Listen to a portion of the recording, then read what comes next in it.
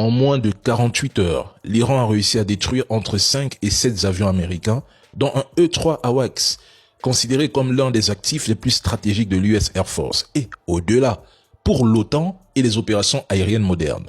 Dans le même temps, au moins 3 avions ravitailleurs KC-135 auraient été détruits. Cela s'inscrit dans une série de frappes.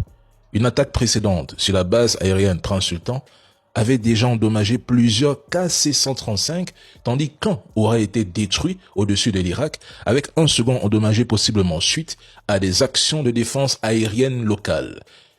Il faut le dire clairement, la flotte de ravitaillement en vol américaine est sous pression. Les frappes iraniennes sur des bases au Moyen-Orient compliquent les opérations aériennes, obligeant les États-Unis à opérer depuis des bases plus éloignées avec une dépendance accrue aux avions ravitailleurs. Et pendant ce temps, Trump affirme que l'Iran n'a plus de missiles, ni de drones, qu'il a tout détruit. Après, il vous dit, mais ouais, l'Iran ne tire plus de missiles, c'est terminé. Mais comment ont-ils réussi à faire disparaître le mot stratégie de l'esprit de tant de personnes? Je ne comprends pas. L'Iran n'a pas besoin de lancer 100 missiles par jour. Ce n'est pas ça le but de sa guerre. L'Iran ne mène pas une guerre de démonstration. C'est une guerre d'usure, une guerre asymétrique qui fonctionne à merveille. Ça fait un mois que Trump se présente comme le vainqueur de cette guerre et décrit l'Iran comme un pays détruit, rayé de la carte, sans missiles. Mais cela fait aussi un mois que l'Iran maintient un contrôle total et absolu sur le détroit d'Ormuz au point de pousser les États-Unis à envisager le déploiement de forces au sol. Quel échec! En à peine 4 semaines de guerre contre l'Iran, l'Amérique a déjà perdu plus d'une quinzaine d'avions militaires. Le dernier en date, un avion de détection et de commandement E-3 Sentry AWACS, d'une valeur de plusieurs centaines de millions de dollars. Les forces américaines n'en avaient que 16. Mais aussi des MQ-9 Reaper abattus par les défenses iraniennes et les Houthis, 3 F-15E pulvérisés, un KC-135 ravitailleur craché en Irak, même un F-35, le joyau furtif, touché par un missile iranien. Les gardiens de la révolution, les Houthis et la résistance irakienne, ils font payer un lourd tribut à la soi-disant invincible US Air Force. Les milliards de dollars de technologie américaine partent en fumée face à la détermination et la résilience de l'Iran. Très grande valeur, donc là la frappe iranienne est un coup très dur pour l'US Air Force. Patrick Sauce, du coup, ça dit aussi quelque chose de la précision toujours des frappes iraniennes. C'est-à-dire qu'ils frapper une base américaine en Arabie Saoudite, c'est une chose, frapper directement un avion, c'en est une autre. Oui, ils n'ont quasiment pas la possibilité de frapper des avions en vol, même si parfois ça Mais ça passe parfois pas loin. Hein. Oui, on a eu notamment les images de ce F-18 qui a échappé à un tir pour le coup de Manpad, c'est-à-dire vraiment de lance-roquettes, de missiles anti-avions de chasse, anti-aériens. Mais pour le reste, effectivement, même si la base d'Al-Dafra, par exemple, aux Émirats, a été vidée quasiment de ces avions de chasse, eh bien, les Américains se disaient qu'en mettant les avions les plus chers du côté de Riyad, en Arabie Saoudite, eh bien ça suffirait. Les Iraniens choisissent chaque frappe comporte un message. Encore une fois, vous avez vu, si on regarde mathématiquement, il y a quand même moins de frappes, largement moins de frappes qu'au début du conflit. Mais chaque frappe est un message. On l'a vu dans le Golfe avec les usines d'aluminium. On l'a vu aussi en Israël avec une ville qui n'a l'air de rien pour les téléspectateurs français, mais qui renferme des usines de la tech, mais aussi des usines de fabrication de moteurs d'avion. Message. Et donc, Riyad, c'est un message à la fois pour les Américains, mais aussi pour les Saoudiens qui sont toujours sur le sentier, ou en tout cas au début du sentier de la guerre et qui hésitent toujours à s'y lancer. No king, no ice, no war. Donald Trump est en train de perdre cette guerre sur tous les terrains, à tous les niveaux. Aux États-Unis, il y a une situation, en tout cas aujourd'hui, assez complexe. Regardez ces manifestations, c'est en cours. Je crois que c'est des images qui nous parviennent de Los Angeles. C'est la 3e fois en moins d'1 an que les Américains sont appelés à descendre dans la rue par une coalition association autour de ce fameux slogan No Kings, donc pas de roi. C'est vraiment véritablement une résistance nationale. Ça avait eu lieu en juin 25 et puis en octobre 2025, il y avait eu plus de 7 millions. Aujourd'hui, il y a eu énormément de personnes qui sont descendues dans la rue, Gallagher Fenwick.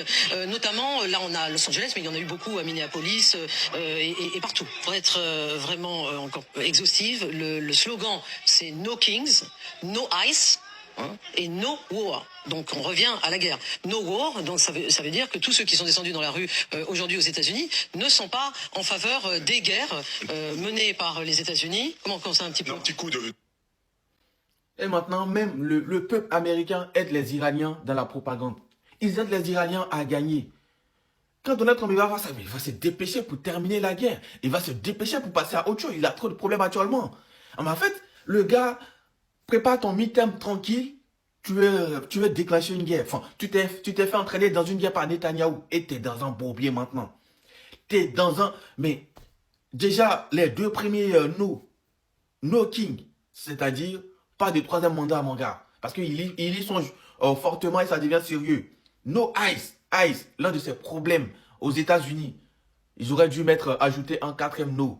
No Epstein. Mais bon, moi je m'arrête que sur le no war. Le reste là, c'est pour les Américains. Moi je suis pas américain. No war, mon gars, ils sont pas d'accord. Ils étaient plus de 10 millions de personnes dans les rues des grandes villes américaines. Oh, attends, les stratèges, en commentaire, dites-moi comment Trump va faire pour se sortir de ce bourbier international, économique, politique interne, géopolitique. Je suis d'accord avec vous.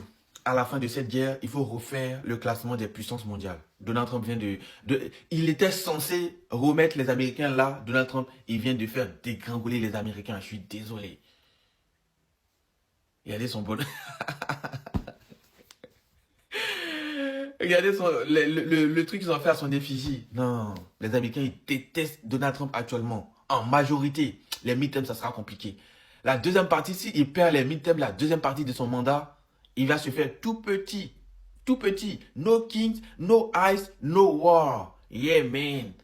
Ce que vous voyez en dessous de moi, c'est la population israélienne qui est en train de se lever contre son gouvernement actuel. Un gouvernement qu'elle rêverait de faire tomber. Ironie de l'histoire, cette guerre a démarré sur normalement un régime iranien qui devait tomber et on se rend compte qu'au final, aujourd'hui, c'est la population israélienne qui est en train de se retourner contre son propre gouvernement. Et oui, parce que Benjamin, s'il est vivant ou pas, ça, on sait toujours pas, il est très décrié en Israël. C'est pour ça que je vous dis qu'à chaque fois qu'on parle d'Israël, il vaut mieux ne pas mélanger tout le monde parce qu'une grosse partie de la population est complètement contre le gouvernement actuel et se fait frapper par la police. Et oui, la plus grande démocratie du Moyen-Orient a quelques limites quand il... Bon, ça c'est vrai. Ça c'est une réalité, c'est que tu as une partie des Israéliens qui ne veulent pas de cette guerre, qui sont contre ça. Mais apparemment, on a très peu d'images qui sortent. Attention, hein, les réseaux, Internet, tout est filtré. Hein. Donc, les médias te racontent un peu ce qu'ils veulent. Mais c'est vrai qu'il y a des grosses manifestations en Israël contre Benjamin Netanyahou. Faut pas croire. Faut pas mettre, je pense, tous les juifs dans le même sac, comme beaucoup font. Moi, je suis pas antisémite ni rien. Moi, je m'en fous. Je veux juste vivre dans un monde de paix où on peut vivre notre salaire, on peut vivre décemment, et c'est pas le cas. C'est pas le cas. Là, ça devient une dinguerie, ce monde. Je sais pas ce que vous en pensez, mais je vous jure, moi, quand je vois une femme enceinte, je suis dingue. Je me dis, mais en fait, c'est des gens qui sont complètement égoïstes, parce que qu'est-ce que tu vas faire des enfants dans un monde pareil? Dites-moi, hein. Moi je vous dis. Hein. Ouais, parce qu'en fait, tu fais un enfant parce que tu as envie d'avoir un enfant. Mais tu penses pas à son avenir, tu penses pas à ce qu'il va devenir. Le faire vivre là-dedans, là? Vous êtes sérieux, là? C'est une dinguerie, hein. Je sais pas, vous en pensez quoi? Enfin, moi, je comprends pas. Le porte-avions américain Abraham Lincoln a pris la fuite. La marine iranienne promet de le détruire dès qu'elle osera se montrer. Et l'Iran met au défi l'armée américaine contre toute tentative d'invasion terrestre. Voici l'essentiel de l'actu de ce dimanche 29 mars, il est environ 17h30 à Paris. La marine iranienne dit vouloir finir le travail, elle a maintenant fixé sa prochaine cible. Elle promet de détruire l'USS Abraham Lincoln, le seul porte-avions américain encore présent dans la région. En ce moment, il se situe quelque part ici en mer d'Arabie, très loin des côtes iraniennes. Et puis, les Iraniens ne sont pas nés de la dernière pluie. En effet, le président du Parlement iranien vient d'accuser les Américains de préparer secrètement une invasion terrestre contre l'Iran. Il a dit, écoutez bien, l'ennemi envoie publiquement des messages de négociation et de dialogue tout en planifiant secrètement une offensive terrestre. Avant de conclure, nous les attendons de pied ferme. Les Iraniens ne sont pas dupes et ne croient à aucune forme de négociation ni de dialogue. D'ailleurs, un communiqué de l'armée iranienne vient de tomber. Il dit que les gardiens de la révolution viennent de lancer une vague de missiles sur des lieux de cachette de soldats américains et israéliens. Il va falloir s'attendre à beaucoup de dégâts. période de véritable incertitude. Et quand on apprend ce soir que l'armée israélienne risque de s'effondrer sur elle-même, hein, on a eu quelques informations qui sont... Je vous le dis, c'est en train de craquer partout. C'est pas moi qui le dis, hein, je cite la presse israélienne. Il y a eu une réunion de crise hier soir, tard dans la nuit, avec Netanyahou et le chef d'état-major. Et je cite ses propos: à ce rythme, l'armée va s'effondrer d'elle-même, je vous mets en garde et je lève 10 drapeaux rouges. C'est le chef d'état-major lui-même, hein, Eyaz Zamir, qui le dit en affirmant que l'armée israélienne est sur trop de fronts en même temps. Parce que n'oublions pas, il y a le Liban, ça tout le monde le sait, mais il y a aussi la Syrie, il y a Gaza et il y a l'Iran. Et le chef d'état-major a ajouté un nouveau front à l'intérieur, en Cisjordanie, où il dit, dans cette réunion de crise hier soir, il dit, selon la presse israélienne, il y a des risques de terrorisme. Comprenez une chose, les amis, la guerre spectacle est tout simplement en train d'arriver à sa fin. Donald Trump essaye tout simplement de trouver une porte de sortie, en nous faisant une déclaration différente toutes les 24 heures, voire toutes les heures. Car l'Iran l'a bien précisé, que chaque missile qui tombera sur ton territoire, l'Iran ripostera. Regardez où est-ce que nous en sommes aujourd'hui. Une guerre qui devait durer soi-disant 3 jours, ça y est, c'est bâclé, le régime va tomber, le peuple va être dans la rue, l'uranium va être pris, rien de tout ça n'a été fait. 3 semaines plus tard, la guerre contre l'Iran s'intensifie au-delà du contrôle de Trump. Je vous le dis, vous le verrez bien, nos médias sont tout simplement en train d'essayer de vous sortir la petite mélodie, rien d'autre. Rappelez-vous, parce que le jour où en fait Israël a attaqué l'Iran et Washington a suivi derrière, ils étaient tous là quand l'Iran a riposté, en train d'essayer de nous faire croire que Israël a droit de se défendre. Et ouais, je vous le dis et je vous le répète, le fameux projet du grand Israël, de notre cher Bibi et ses 2 acolytes, n'arrivera certainement pas. Tout le monde sait aujourd'hui qu'en fait l'Iran n'était pas sur le point d'avoir la bombe nucléaire. Aujourd'hui, ce qui se passe, c'est tout simplement que les États-Unis ont voulu contrer en fait le business que l'Iran faisait tout simplement avec la Chine et la Russie. Rien d'autre. Mais je vous le dis, préparez-vous dans les semaines à venir, car je peux vous assurer qu'il va y avoir encore d'autres chocs médiatiques. Car la chute de l'hégémonie américaine et d'Israël dans le monde, et surtout du pétrodollar, est tout simplement en train d'arriver. Et le compte à rebours a tout simplement commencé. L'Iran est un anaconda. L'Iran est resté sous terre. L'Iran a accepté toutes les souffrances parce que l'Iran savait que malgré ce qu'on dit, la plus belle femme au monde ne peut donner que ce qu'elle a. Et l'Iran, sous pression, acceptait tout. Humiliation, pression, sanctions, tentative d'isolement. L'Iran a vécu tout ça. Mais l'Iran a retenu une leçon. Nous ne serons pas comme Kadhafi, nous ne serons pas la Libye, nous ne serons pas l'Afghanistan, nous ne serons pas le Yémen, nous ne serons pas le Pakistan, nous ne serons pas la Syrie, nous ne serons pas l'Irak, nous ne serons pas le Soudan. Nous, Iran, nous allons détruire la première puissance militaire, soi-disant, au monde. Les gens disaient, est-ce que vous n'êtes pas fou? J'ai assisté à un podcast iranien. Poutine, dans la guerre des 2 jours, Poutine avait proposé ses services à l'Iran. Et l'Iran n'avait pas accepté. Pas que l'Iran n'avait pas confiance de la Russie, non. L'Iran voulait tester ses propres capacités de réaction, ses propres capacités, ses propres missiles de frappe. Est-ce qu'on est à la hauteur? Parce que avant que quelqu'un vienne t'aider, il faut d'abord savoir sur quoi je repose ma force. C'est pourquoi l'Iran, dans un premier temps, la guerre des 12 jours, l'Iran n'a pas voulu ni de la Chine, ni de la Russie. L'Iran voulait tester ses propres capacités et l'Iran a compris qu'elle est allée au-delà, sinon qu'il allait au-delà même de son expérience. C'est-à-dire au-delà de ce que le pays pouvait imaginer. Et quand les gens ont entamé la 2e guerre, l'Iran a dit, Alhamdulillah, que toute la gloire revienne à Dieu. Vous avez été affaibli et vous pensez pouvoir humilier l'Iran. Et l'Iran, c'est aujourd'hui même que j'ai entendu ça. Il y a un professeur d'université qui est très bien intégré dans le système. Il dit l'Iran est loin d'avoir commencé à utiliser les stocks prévus pour cette guerre. Donc ça veut dire que jusqu'à présent, tout ce que l'Iran fait, ça veut dire que l'Iran n'a même pas encore atteint les 1/5 ou les 1/10. Pendant que Trump disait, on a tout détruit, ils n'ont plus rien. Maintenant, les Américains posent une seule question à Trump. Ok, tu dis que tu as tout détruit. C'est pas ça. Mais comment ils arrivent encore à frapper les pays du Golfe? Comment ils sont en train de détruire Israël? Est-ce que tu peux expliquer? Trump est énervé. Il s'énerve. Il dit d'accord, il envoie. Il dit ok, on veut cesser l'effet unilatéral. L'Iran dit non. Cesser l'effet unilatéral, tu as menti. Il n'y a pas de cessez-le-feu. Si vous voulez cesser le feu, ce ne sera pas selon vos termes. Parce que Trump a proposé 15 points. L'Iran dit bullshit. On s'en fout de ça. C'est ce que nous, on va décider. Et ce que l'Iran a demandé, je ne sais pas si les Américains vont accepter. L'Iran demande une réparation.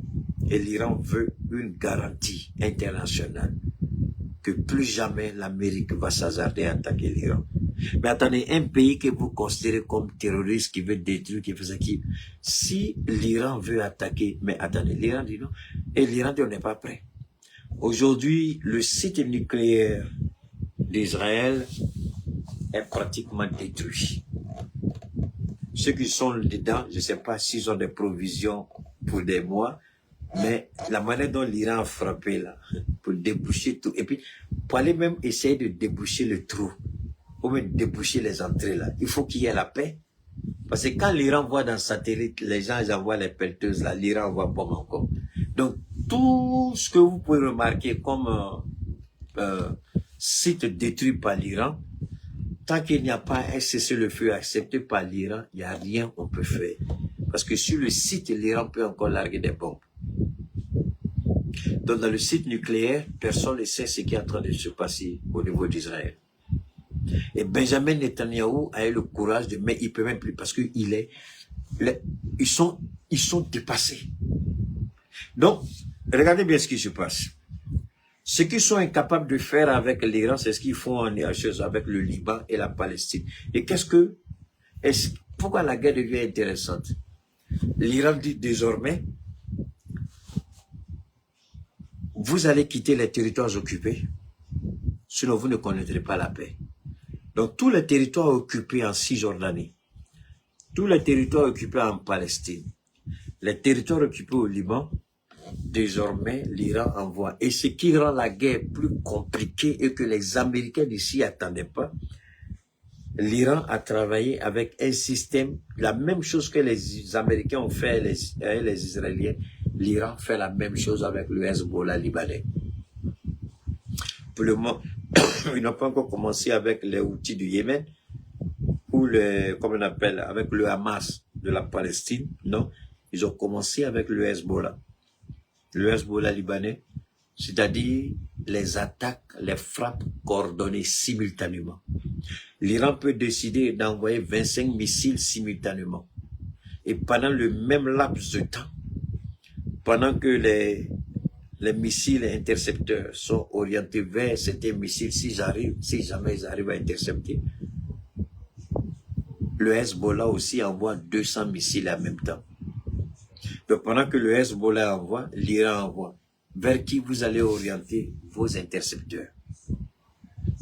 Parce que tout le temps que Israël a fait au Liban, c'est parce que le Liban était un pays faible. Et un pays corrompu surtout. C'est pourquoi le Hezbollah avait sa main dans la politique. Parce que le gouvernement était corrompu à tel point que c'était inimaginable. Vous savez ce qui s'est passé. Je ne vais pas rentrer dans les détails ici. Mais aujourd'hui, le Hezbollah n'envoie pas seulement des missiles, le Hezbollah travaille en parfaite collaboration et synergie d'action avec les gardiens de la révolution en Iran.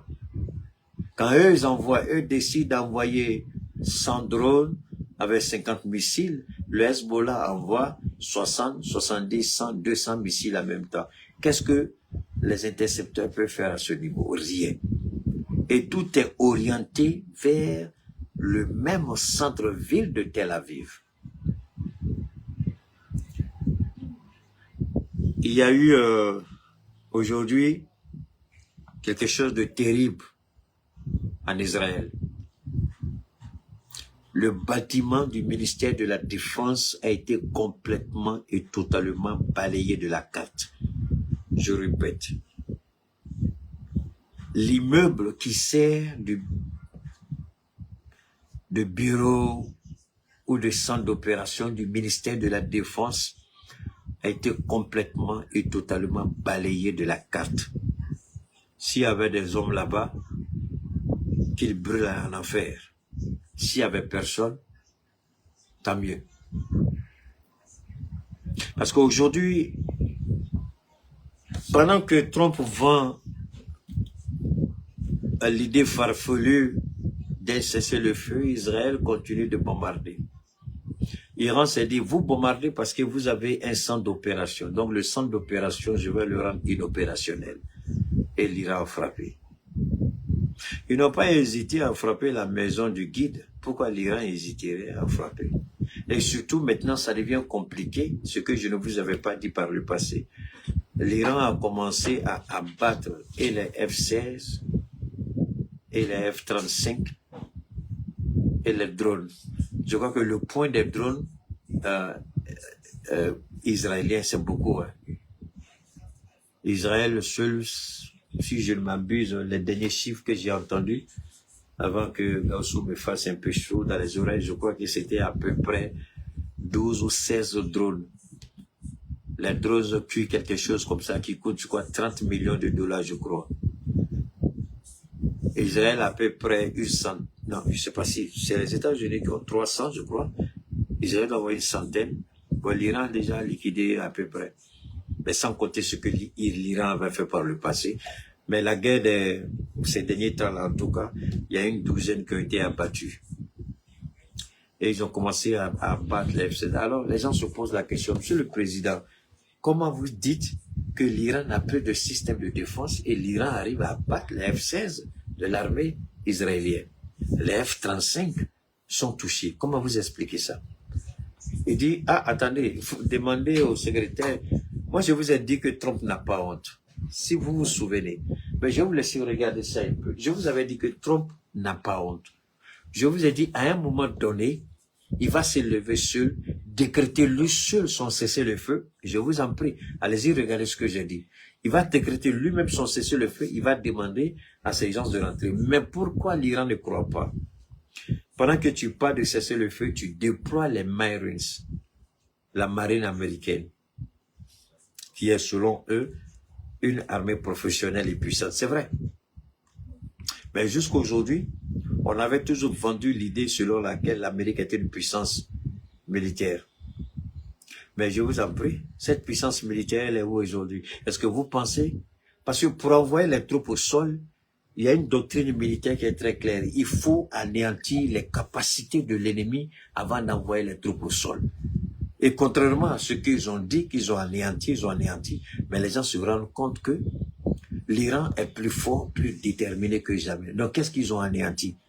Et puis vous voulez envoyer des gens. Et l'Iran a la possibilité d'observer leur position et leur larguer des missiles. Vous vous rappelez tout à l'heure, qu'est-ce que j'ai dit? J'ai dit les missiles avec les têtes multiples. Quelqu'un a dit tout à l'heure avec plus. Donc, et je suis sérieux, je demande à nos présidents, là, après la guerre, là, de commencer à négocier avec l'Iran si on peut avoir ces genres de missiles.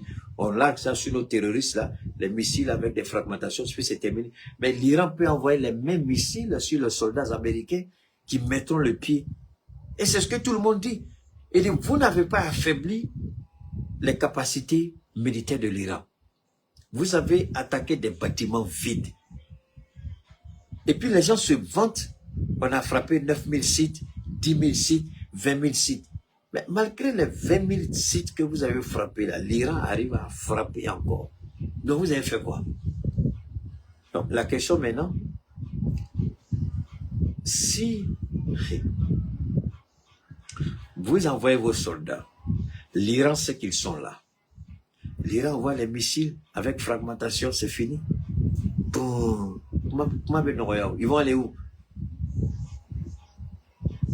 L'Iran n'a pas besoin d'envoyer des soldats pour aller combattre les Américains. Alors, comme moi je sais que la NSA m'écoute, que la CIA m'écoute, et que les Américains, aussi bien que tous les petits idiots, les petits bâtards en Europe, ils tous m'écoutent. Parce que moi, je ne me vante pas. C'est une réalité.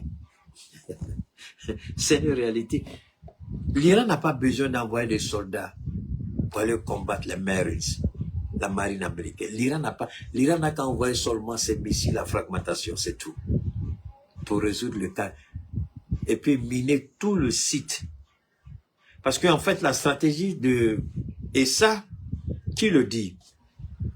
Il y a un soulard, un drogué sénateur qu'on appelle Lindsey Graham, un républicain, qui parle comme le président des États-Unis. C'est lui avec le beau-fils de Trump qui pousse Trump à envoyer la marine américaine, selon eux, pour aller occuper l'île où se trouve le gaz iranien. Je vous ai parlé de cette île. L'Iran et le Qatar partagent. Et cette île, à elle seule, ça fait 90% de la consommation de gaz dans le monde. Mais c'est partagé entre les deux pays. L'Iran a une partie, le Qatar a une partie.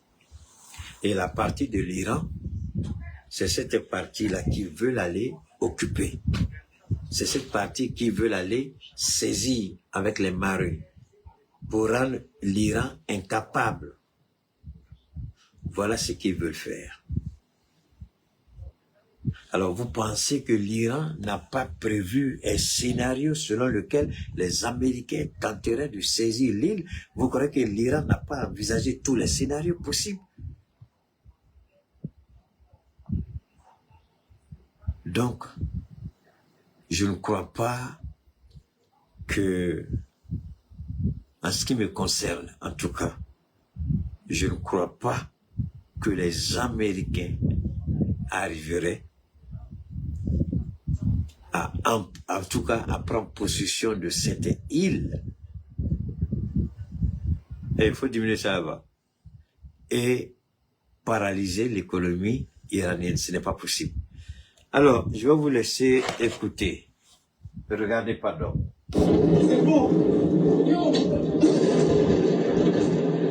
An Iranian missile punched through Israel's air defenses and hit an upscale residential neighborhood in Tel Aviv. People who arrived at the scene found a crater in the middle of the road, the facade of an apartment building next to it badly damaged, and cars in the surrounding area crushed flat. Israeli police estimated the warhead carried around 220 pounds of explosives. Israel's defense systems had operated. They had not intercepted it. 6 people were wounded by the shrapnel that spread across the street. Firefighters were dispatched to the area to extinguish several vehicle fires. And this was not even the most alarming part of what Iran fired at Israel that morning. Iran fired missiles at Israel at least 8 separate times on March 24th alone, with impacts reported at no fewer than 4 sites across the country. Alors, on regarde ça un peu. Je vais vous laisser regarder et puis on va continuer. Tu vois, est-ce que vous avez vu le policier?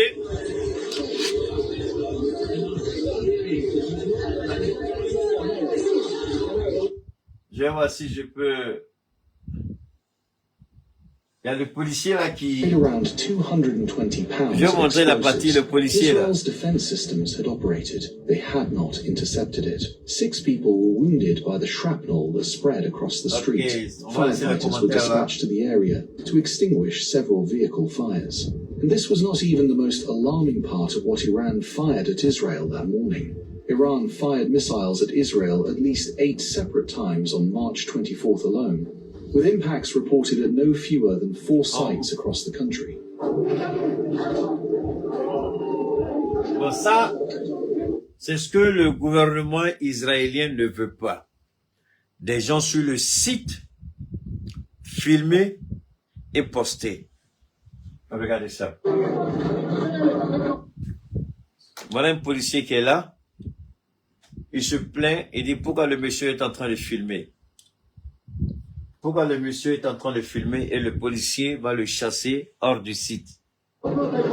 Tu vois, il a son, vous voyez le téléphone du monsieur là, c'est son téléphone qui est là, son cell phone. Il a un casque. Voilà le policier qui est en face de lui, il le chasse. Voilà le policier qui l'a chassé. Alors, c'est tout ce que Israël fait tous les jours. Israël ne veut pas que les gens filment pour poster. Ils veulent maintenir le flou, le mensonge et continuer à faire croire que c'est eux qui ont tous les éléments en main et que l'Iran a été abattu. L'Iran n'a aucun moyen, l'Iran ne peut rien. Malgré ça, il y a des décisions qui ont été prises par le gouvernement de Benjamin Netanyahu.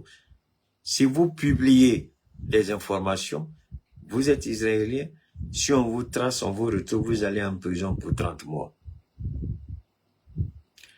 Et l'attaque sur le ministère de la Défense en Israël, ils ont produit un communiqué. Toute personne qui va poster une image ou une vidéo de l'attaque sera poursuivie sur le droit pénal.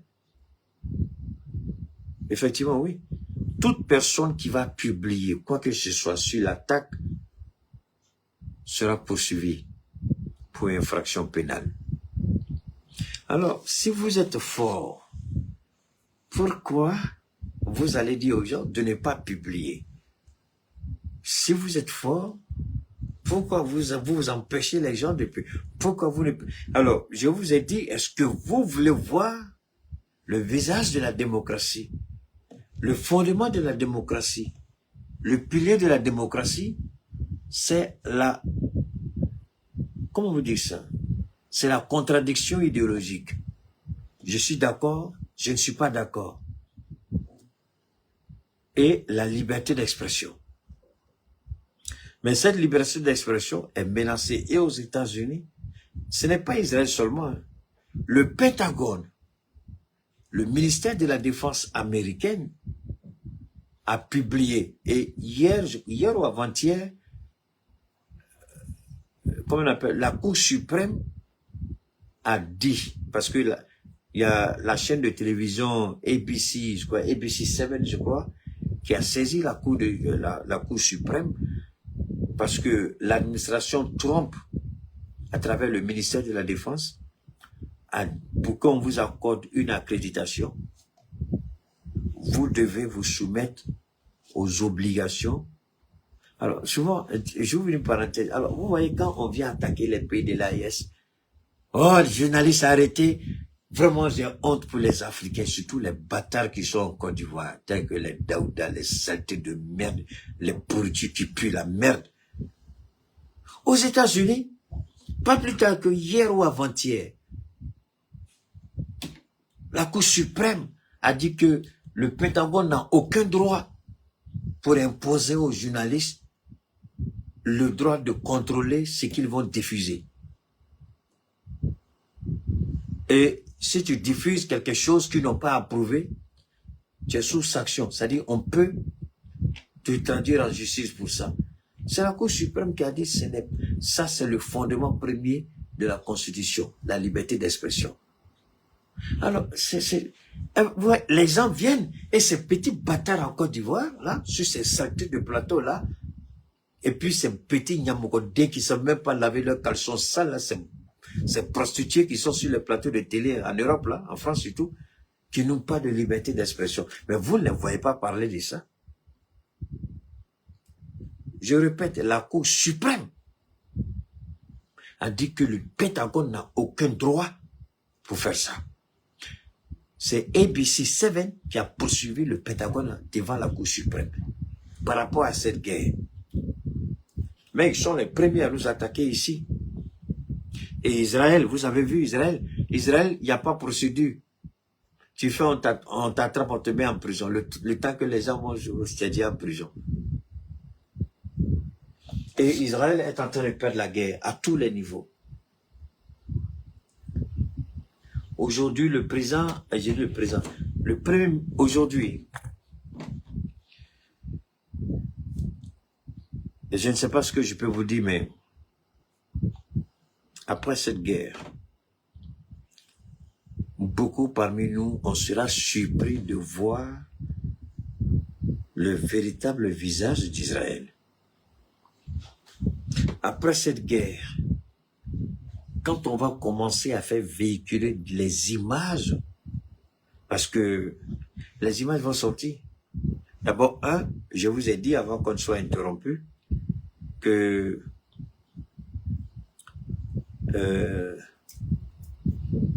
les caméras dans les rues à Tel Aviv avaient été piratées par l'Iran.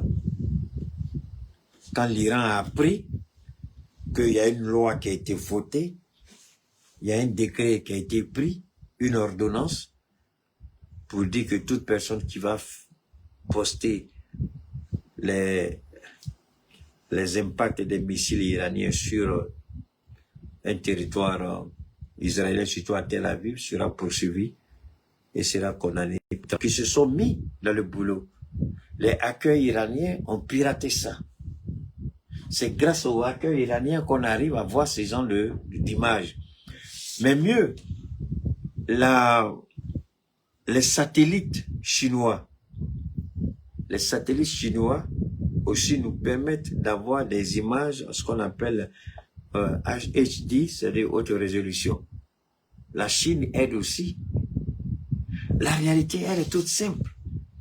Aujourd'hui, là, je ne peux pas parler de l'ensemble du territoire israélien, mais Tel Aviv est en train d'être détruit tel que Israël a détruit le sud de Liban et la Palestine.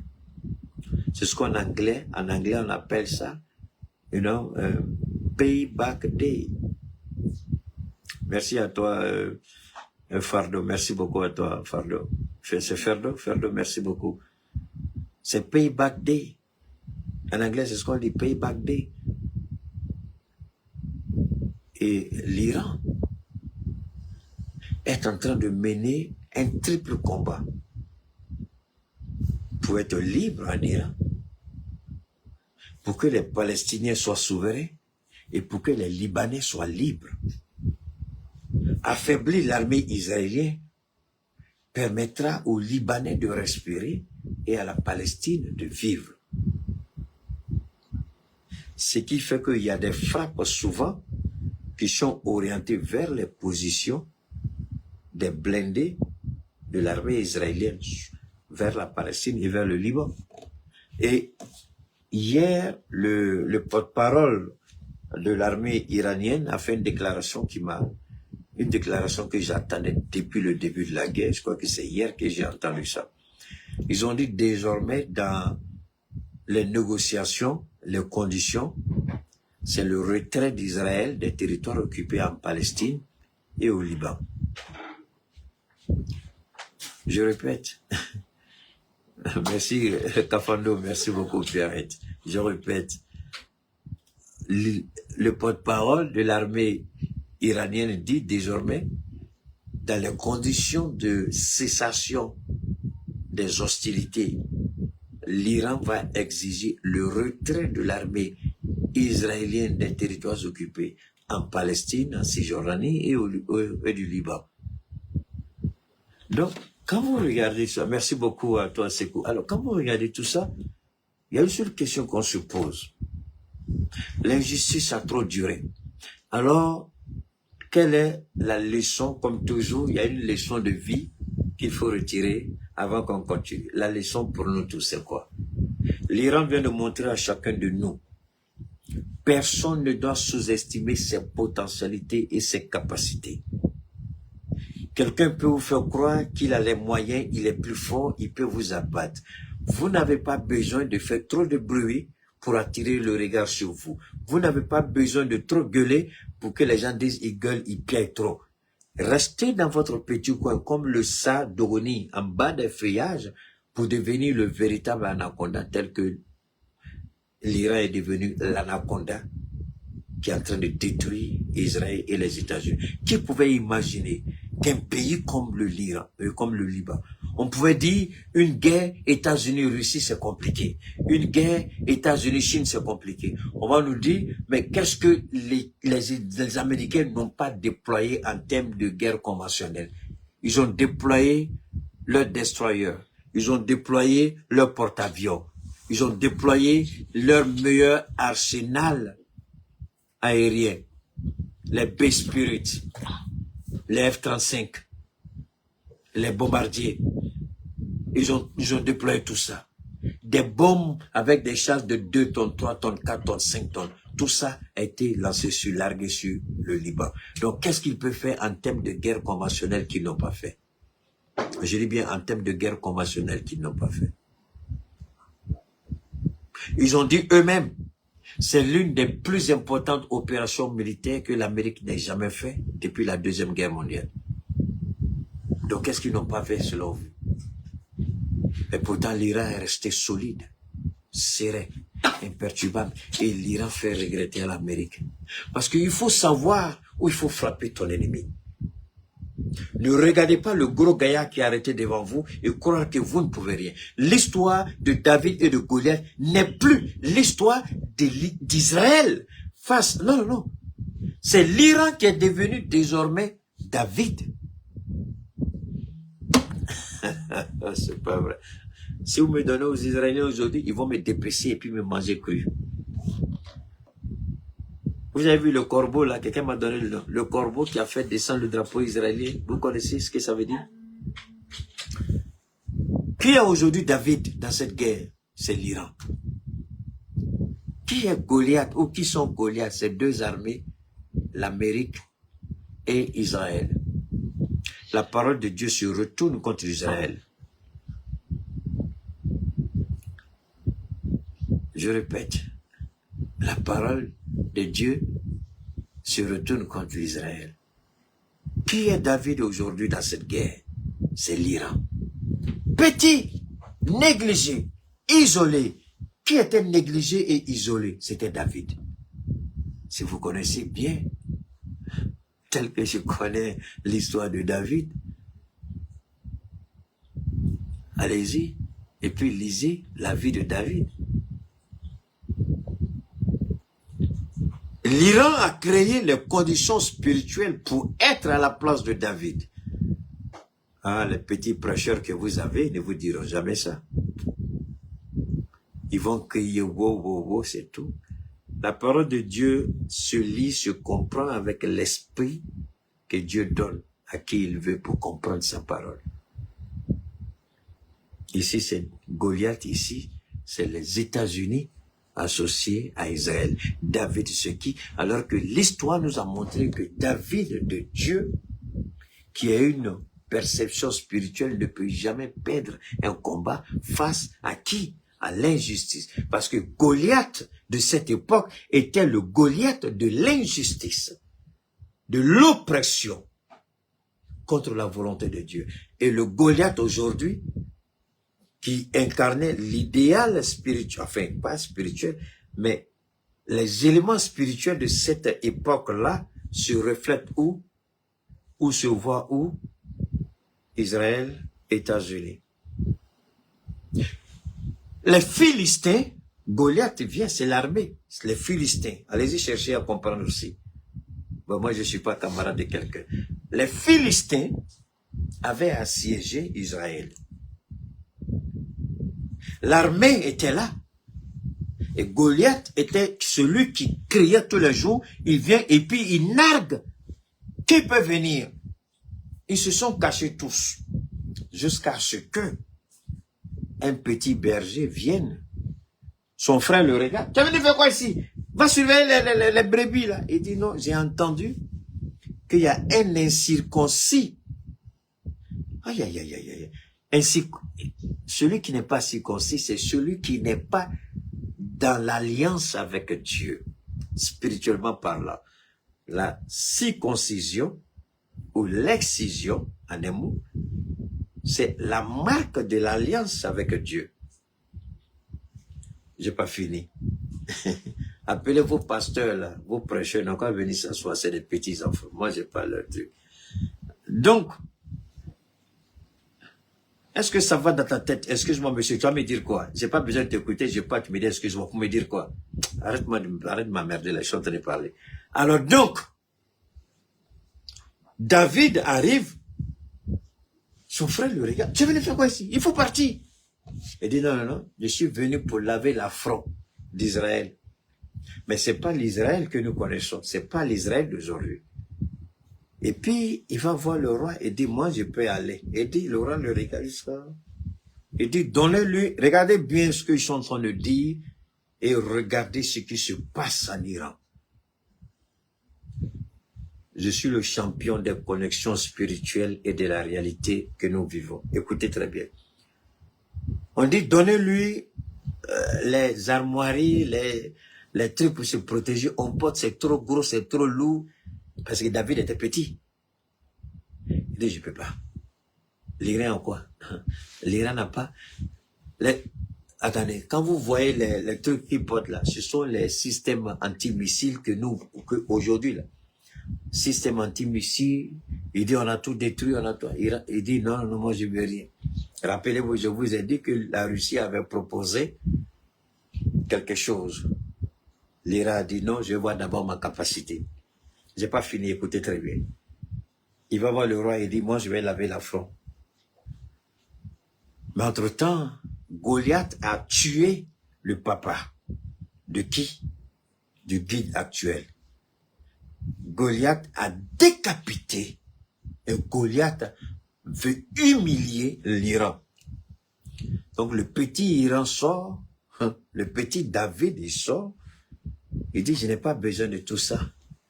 Je prends 3 cailloux. Hey, subhanallah. 3 cailloux avec son lance-pierre. On dit 3 cailloux et un lance-pierre, tu peux faire quoi? Il dit, c'est de tout ce dont j'ai besoin. Alors, pourquoi les 3 cailloux? Regardez les missiles aujourd'hui que l'Iran envoie. Sur chaque missile, l'Iran écrit un message et il envoie. Il envoie un missile avec un message. Le tort que vous avez fait, l'injustice que vous avez commis, la barbarie que vous avez fait. Donc, chaque personne tuée porte, le missile porte le nom de quelqu'un. Et David a pris 3 pierres, et ce sont les 3 pierres que Dieu lui a donné, puis il a prié dessus. Donc, les missiles iraniens, ce sont les 3 cailloux que David a envoyés. Mais il n'a pas utilisé les 3, il a pris un seul. Il a regardé Goliath, Goliath dit, c'est le petit là que vous envoyez. Il dit, mais je vais le manger en un coup. L'Amérique regarde l'Iran. Ils n'ont rien, ils n'ont pas de bateaux, ils n'ont pas rien, ils n'ont pas d'avion, ils n'ont rien, ils n'ont pas de système de défense. Ils sont finis, je les ai détruits tout complètement. Goliath regarde l'Iran et puis il parle. Goliath regarde David et puis il parle. David, il parle pas. Il prend son lance-pierre, il prend son caillou, il met dans son lance-pierre, il tourne, il tourne, il tourne, il tourne, et puis il regarde là. Il envoie, la pierre rentre net, ça perce le front et puis ça rentre. Le gars tombe. Bon, à l'époque, quand tu tues quelqu'un, il faut le décapiter, c'est-à-dire enlever sa tête.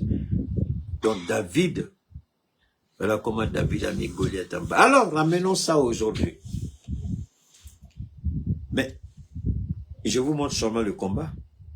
Mais les Philistins avaient empêché, les Philistins avaient fait le siège. Les Philistins ont étranglé Israël. Les Philistins ont empêché Israël de manger. Il y avait le siège qui était là. Personne ne peut rentrer, personne ne peut sortir. Il n'y a pas de commerce. Tout ce qu'ils avaient, ils ont mangé. Ils étaient prêts à se manger entre eux. Et ainsi, David arrive et puis met un terme au siège. Donc l'Iran met un terme, c'est pas seulement l'Iran.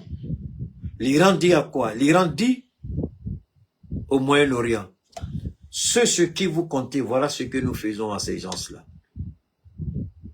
Le Qatar regarde, le Qatar dit, mais c'est pas vrai, vous nous avez vendu quoi? Un rêve. Les Émirats Arabes Unis regardent. Ils disent quoi?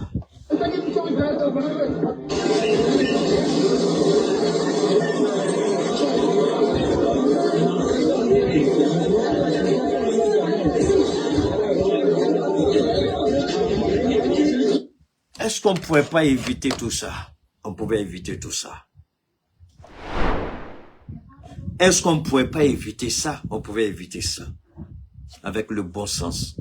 Mais il y a deux idiots. Il y a un pédophile, un criminel, un prédateur sexuel qui se trouve à la Maison Blanche, qu'ils appellent Donald Trump, manipulé par un fils manipulé par son beau-fils, qui soi-disant serait le mari de la fille avec sa propre fille, avec laquelle c'est tellement... Parce que beaucoup de gens disent qu'il a eu des relations entre lui et sa fille Ivana, dont le mari, il a choisi comme son représentant ou son envoyé spécial dans le Moyen-Orient. Parce que c'est un juif pur sang. Et c'est quelqu'un qui est infiltré dans le Mossad et dans le gouvernement israélien. Donc c'est le petit qui... C'est le beau-fils de Trump. Ce sont les oreilles de Benjamin Netanyahu, la bouche de Benjamin Netanyahu auprès de Donald Trump. Donc tout ce que Benjamin Netanyahu a besoin, le petit Kushner dit à Trump et Trump le fait. Donc aujourd'hui, si les Américains perdent, aujourd'hui, si les Américains crient, aujourd'hui, si les Américains sont énervés, c'est parce que ils ont un président idiot. Parce qu'ils se rendent compte que le président qu'ils ont, il ne gouverne pas avec l'esprit posé, avec ses conseillers, mais il gouverne avec sa famille. C'est pourquoi tous les week-ends, il va à Mar-a-Lago, dans sa résidence privée. Et c'est payé par le contribuable américain. Parce que tous les déplacements, tant qu'il est président, chaque déplacement est payé avec l'argent du contribuable américain. Et Dieu seul sait combien il dépense les week-ends puisqu'il ne paye pas. C'est facturé par le gouvernement américain, par le trésor américain, qui est le secrétaire du trésor américain, ce que nous appelons le ministre de l'économie et des finances. C'est un milliardaire, un ami de Trump. L'idiot qu'il a trouvé pour manipuler au Pentagone, c'est le petit idiot qui est là. Et aujourd'hui, Trump a dit publiquement devant tout le monde que c'est lui qui m'a dit qu'on peut aller faire cette guerre et on va la gagner. C'est avant-hier, j'ai entendu Trump dire ça. Il dit que c'est le ministre de la Défense et aujourd'hui, tout le monde se retourne contre le petit. Même si c'est vrai, sachant qu'il est Trump, personne ne peut l'obliger à faire ce qu'il n'a pas envie de faire. Ça, au moins, je peux vous donner la garantie parce que je suis américain et je sais de quoi je parle. Je ne serai jamais américain. J'ai rejeté ça. Mais quand je dis ça, c'est pour vous dire que je suis dans le système, je sais ce que c'est. J'ai vécu dedans. J'ai vu des choses, j'ai entendu des choses. J'ai travaillé avec les milliardaires américains, je vous en prie. Détestez-moi, mais j'ai travaillé avec eux à Hollywood. Et j'étais avec eux. Ils venaient dans notre chose, là où je travaillais, là, ils venaient tous. Est-ce qu'il y a un artiste américain même que j'ai pas...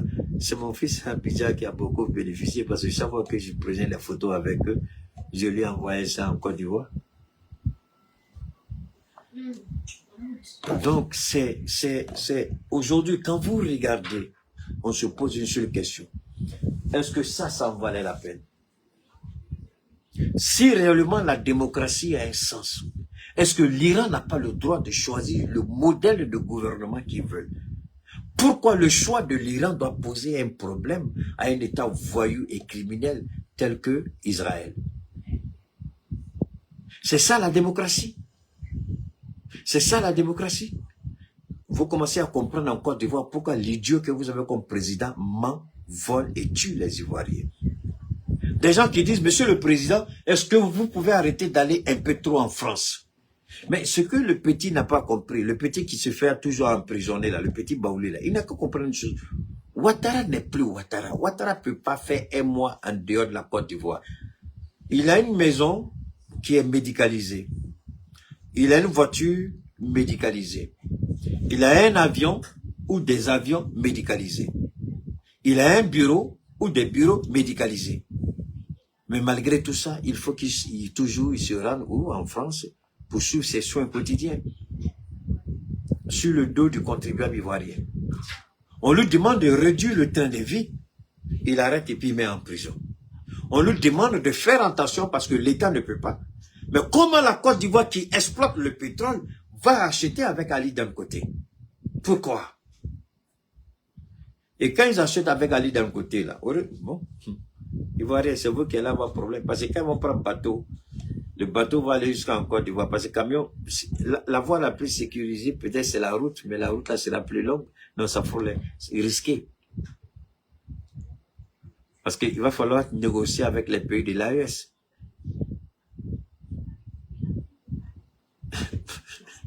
J'aurais oublié de passer par la mer. Comment la Côte d'Ivoire, je vous avais dit ce jour-là, que la Côte d'Ivoire devrait être le pays qui serait en train de vendre le carburant aux autres. Mais comment comprendre que la Côte d'Ivoire va acheter le carburant? Avec tout ce qu'on vous fait rêver, vous Ivoiriens, on a découvert tel puits de pétrole, avec tel milliard de quantité de barils, on a découvert telle chose, et puis vous allez acheter au Nigeria. Est-ce que vous n'avez pas honte, Ivoiriens? Je viens de lire tout de suite. Pour vous, j'ai lu ça tout de suite. Ali Aliko d'un côté, pardon, qui vend à la Côte d'Ivoire, au Togo, à la Tanzanie, au Ghana. Mais la Côte d'Ivoire, pourquoi la Côte d'Ivoire va acheter son pétrole au Nigeria? Non, là-bas. Pourquoi la Côte d'Ivoire va au Nigeria? Pourquoi? Pourquoi? Parce que vous avez un voleur à la tête de ce pays. Parce que c'est pourquoi ils ne veulent pas le changement du pouvoir. Ils ne veulent pas une alternance véritable. Sinon, si vous allez acheter le carburant, vous n'êtes pas en mesure d'exploiter. Alors les 30 000 milliards, là, dites-moi, ou les 35 000 milliards, là, qui va payer? Vous allez payer ça comment? Ah, petit idiot, faut t'occuper du Mali, il n'y a pas bâtard 1000 fois.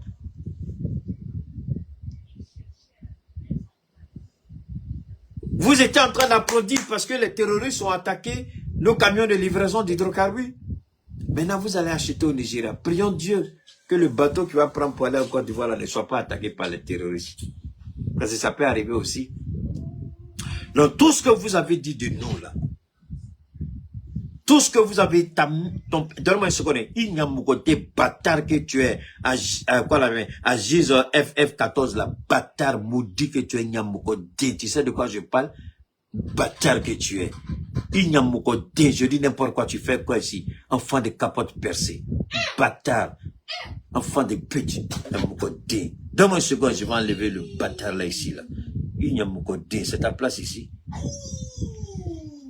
Donc, c'est une réalité. C'est une réalité. À 42 000 milliards. Ok, merci. La Côte d'Ivoire serait normalement en train de vendre aujourd'hui. Même si ce n'est pas avec nous, la Côte d'Ivoire aurait dû être en train de vendre avec le Togo, avec le Ghana. Mais pourquoi même le Ghana va acheter? Parce que l'idiot du président du Ghana qui était là avant, comment il s'appelle? Ce minable de président qui était ami avec Ouattara. Parce qu'il a mis le Ghana à genoux. Et quand il a mis le Ghana à genoux, il a perdu le pouvoir. Le monsieur qui est arrivé, avec ce qu'il doit payer comme dette là, est-ce que le Ghana a les moyens aujourd'hui d'assurer la production nationale en hydrocarbures? Le même monsieur qui est là aujourd'hui, c'est celui qui avait laissé les caisses pleines du Ghana quand il partait. Et quand il est venu, moi je me souviens, il a dit le Ghana n'a même pas besoin d'aller prendre crédit, ni avec la Banque mondiale, ni avec le FMI.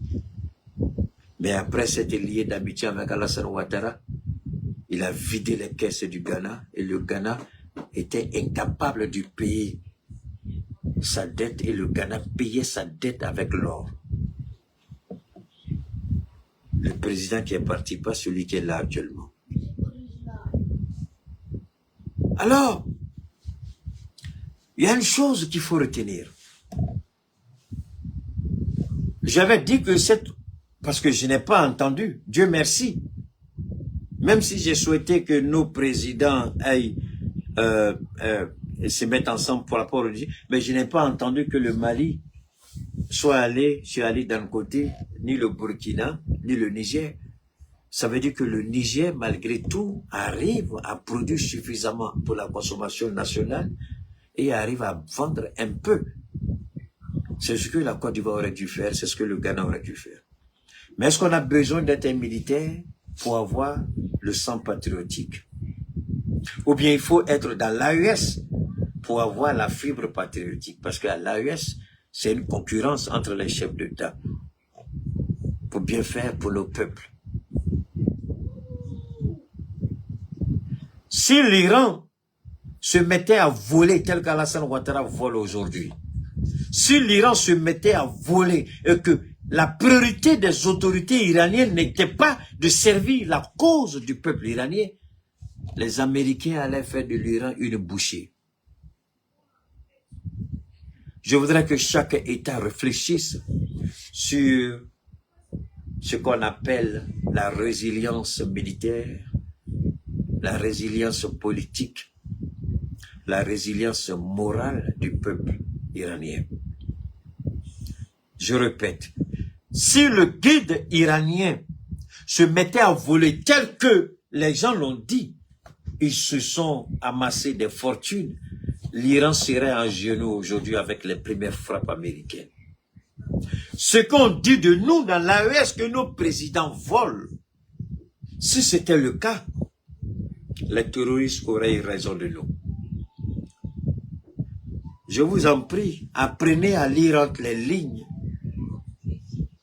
Vous n'avez pas besoin de faire la haute politique comme nous on le fait parce que ça prend du temps. Et il y a l'expérience aussi, il y a la connaissance personnelle et surtout il y a la baraka de Dieu.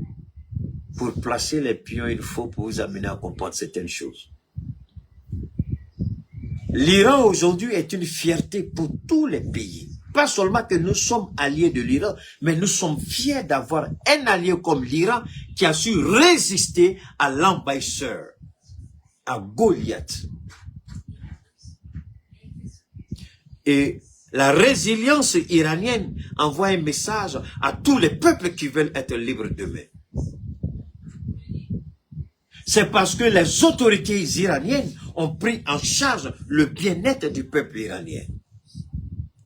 Moi, j'ai montré une fois, si vous vous rappelez, je vous ai montré une fois, le plus grand mall au monde se trouvait à Téhéran. Je répète, le plus grand mall au monde se trouve à Téhéran. Pas à Dubaï, pas au Qatar, pas au Koweït, mais en Iran. Vous regardez le mall, vous vous taisez. Pour faire le tour du mall, vous êtes obligé d'être dans votre voiture. Moi, je me suis posé la question, comment l'Iran a pu construire un tel mall avec toutes ces sanctions? L'Iran n'était pas ce pays aussi isolé tel que la presse occidentale vendait la mauvaise information, le mauvais narratif. Salir l'Iran,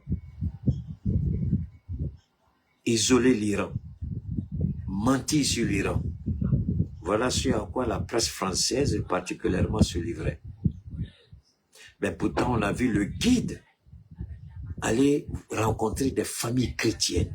Il a su tisser ce lien indestructible entre toutes les communautés et la nation iranienne.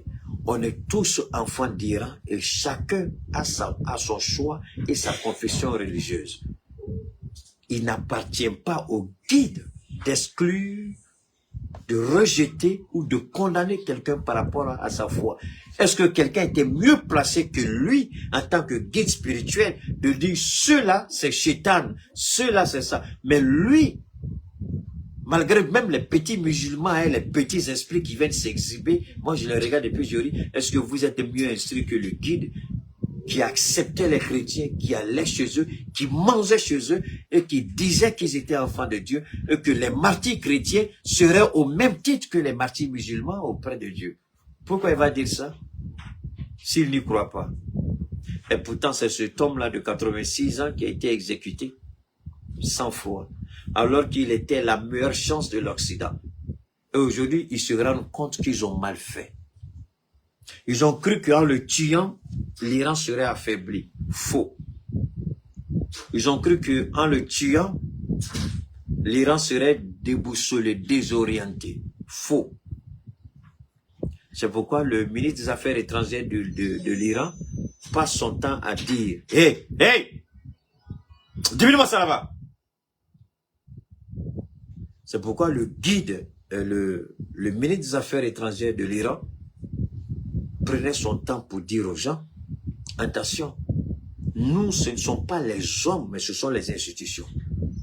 Vous pouvez tuer tout le monde, mais on a mis en place un système qui permet de pérenniser nos institutions.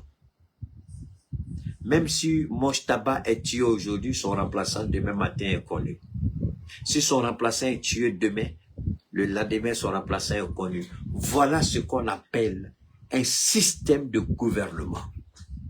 Mais est-ce que nous avons ça en Côte d'Ivoire? Ouattara meurt aujourd'hui, il n'y a rien. Jusqu'à la mort de Timo qu'on ne peut jamais même regarder le fauteuil présidentiel. Si une photocopie va là-bas, le fioler, puis va passer à l'angle. Parce que eux, ils pensent que c'est une question de transmission du pouvoir. C'est pourquoi l'idiot président dit transférer le pouvoir à une nouvelle génération. Et les Ivoiriens n'ont rien compris. Il y a des idiots qui ont applaudi. Et est-ce que vous savez ce que vous avez applaudi? Mais comme l'homme propose, Dieu dispose. Dieu n'a pas dit son dernier mot, c'est Ouattara qui a parlé. Dieu n'a pas dit son dernier mot.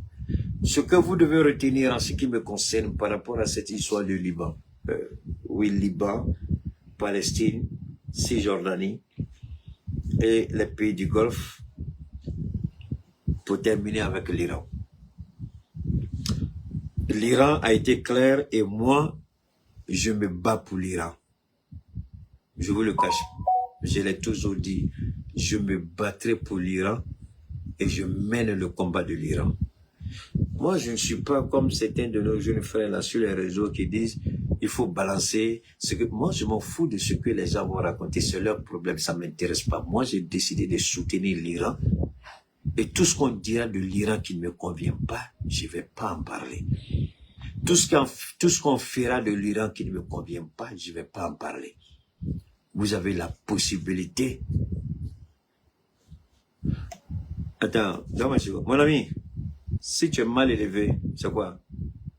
Brûle quoi la main? Brûle quelque chose. Tu paies mes connexions, tu m'habilles, tu paies ma facture d'électricité, et puis tu as me dit de parler, c'est toi qui as me donné un sujet. C'est la dernière fois que tu écris tes bêtises là, tu devrais avoir honte. Quand tu donnes pas quelque part, il faut te taire. C'est quand tu donnes, tu peux faire une proposition. Tu donnes rien, puis tu viens. Est-ce que tu peux parler de la RDC? Pourquoi tu veux que je parle de la RDC? Tu me payes pour parler de la RDC?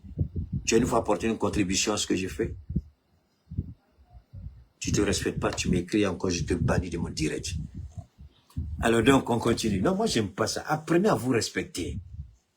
Apprenez à vous respecter. Je t'ai jamais demandé de faire est-ce que j'ai dit à quelqu'un, il faut faire commentaire. Je dis ça. Et puis tu m'écoutes là, je t'ai dit de faire commentaire. Ceux qui disent de faire commentaire là, tu ne sais pas où se trouvent. Maintenant, tu n'as jamais participé en quoi que ce soit dans ce que je fais. Tu viens, tu prends cadeau, information gratis, images excellentes, son clair, tout, cadeau. Et puis tu veux me dire, il faut me parler de ça. Si tu es garçon, il faut me parler encore. Tu vas voir ce que tu me connais pas, non? Il faut parler encore. Alors donc, ce qu'il faut retenir, ce qui est fondamental, on veut lui faire croire que l'Iran est un État diabolique, est un État satanique. Et on veut nous présenter l'Iran comme le diable. Et on veut nous amener à détester l'Iran au même titre que eux ils le font. Mais pourquoi vous voulez que votre ennemi soit notre ennemi? Pourquoi vous voulez que votre ennemi soit notre ennemi? Alors vous voyez, l'Amérique, aujourd'hui soyons honnêtes, dire que l'Amérique n'est pas une puissance, c'est mentir. Mais est-ce que l'Amérique est une puissance au point où on serait amené à dire non, l'Amérique n'aime plus cette puissance. Ou du moins l'Amérique, n'est plus, c'est mieux que n'est pas. Oui, après la Deuxième Guerre mondiale, jusque dans les années 80-90, je peux même dire autour des années 2000. Mais encore, il faut qu'on comprenne une chose, que l'Amérique n'est plus cette superpuissance dont on continue de nous vendre le rêve dans nos livres, dans nos manuels scolaires. L'Amérique n'est plus cette puissance. Mais est-ce que cela veut dire que l'Amérique n'a pas une puissance de feu? Non. Il faut juste trouver l'équilibre qu'il faut pour mettre l'Amérique à genoux. Et c'est ce que l'Iran a fait. L'Iran a travaillé sur la faiblesse de l'Amérique. Vous savez, vous allez voir quelqu'un qui va se vanter. Je suis, vous l'entendez, placa, il parle, mais en réalité, quand vous regardez de près, vous découvrez que la personne a une faille énorme. Vous découvrez la faille, vous frappez là-bas, vous déstabilisez tout de suite la personne. Et l'Iran nous a montré une chose, ne combattez pas l'Amérique avec les moyens de l'Amérique, c'est-à-dire les gros avions, les gros porte-avions, les patadis. Non, non, non. Ayez des armes stratégiques efficaces. Des armes auxquelles peut-être même... Moi, je me rappelle encore, j'écoutais une émission et l'Iran disait, quand nous on présentait nos drones Shahed, toute l'Europe s'est moquée de nous. La première fois qu'on a présenté nos missiles, nos drones, tout le monde s'est moqué de nous. Tout le monde s'est moqué de nous. Personne n'a cru en nous. Mais ce sont les drones Shahed qui ont détruit tous les systèmes de défense que vous connaissez. L'Iran ne s'est pas précipité à balancer ses armes stratégiques. L'Iran a pris le temps d'abord d'envoyer ses drones pour surcharger l'ennemi, jusqu'au point où l'ennemi n'a plus de projectiles. Et l'Iran a commencé à sortir certaines de ses armes. Parce que chaque jour, je vous l'ai dit la dernière fois, je le répète aujourd'hui, chaque fois que l'Iran sort avec une nouvelle arme, on dit c'est l'arme la plus puissante. Demain matin, il sort, on dit, ah, ça là c'est plus puissant que ce qu'il a envoyé hier. Et chaque arme porte le nom d'une imminente personnalité qui a été tuée par Israël. Le drone porte le drone, le missile porte le nom. Donc les missiles, et l'Iran a commencé à utiliser ces derniers temps des petits, enfin c'est pas vrai. Ce que vous avez vu tout à l'heure là, ces multitudes de projectiles qui tombent, il n'y a pas de solution pour arrêter ça. Il n'y a aucune solution que de subir. Et c'est ce que l'Amérique a compris. Et Benjamin Netanyahu a compris. Maintenant, l'Amérique veut négocier. Je vous l'ai dit à maintes reprises. Je dis Trump c'est un menteur. Il va sortir un jour pour dire, bon, allez, j'ai fini, la guerre est terminée, c'est le feu unilatéral, mes porte-avions vont rentrer. Mais les Iraniens ne sont pas bêtes. Tu veux cesser le feu? Tu veux arrêter la guerre? Mais pourquoi tu envoies les Marines alors? Donc les Iraniens savent que c'est un menteur. Il dit une chose et il fait le contraire. Il dit une chose, il fait le contraire. Et les Iraniens ont dit, tu n'es plus quelqu'un de crédible, on ne te fait pas confiance. Donc c'est comme s'il veut un peu emballer les Iraniens dans cette affaire de négociation, amener les Iraniens à vouloir se focaliser, et pendant ce temps, il va infiltrer l'Iran avec les Marines. Donc les Iraniens ont dit, on est prêt, on les attend. Où ils pensent qu'on n'est pas là, c'est là-bas qu'on les attend. Et je pense que, si je ne m'abuse, il y a un premier contingent, bon, je ne sais pas si c'est un contingent, mais en tout cas, on m'a dit qu'il y a des premiers, ceux qui ont mis le pied quelque part, il semblerait que beaucoup ont été envoyés au repos éternel. Bon, et on allait, bon, il commence, je ne sais pas si c'est, si les, comment on appelle ça, parce que il y a eu, une parenthèse, il y a eu 305, je crois, 305 anciens généraux à la retraite. Pas des anciens généraux, 305 généraux à la retraite, pardon. qui ont dit à Trump, cette guerre, il ne la gagnera pas. Il n'a pas écouté. Les généraux au Pentagone ont dit à Trump, cette guerre, il ne faut pas la faire, on n'est pas prêt, on n'a pas les moyens. Et l'Iran s'est préparé depuis plus de 25 ans, on ne peut pas. Il n'a pas écouté. Donc, si vous voyez, faites beaucoup attention. Merci beaucoup à toi, Moussa, c'est ça. Moussa Sissoko, merci beaucoup.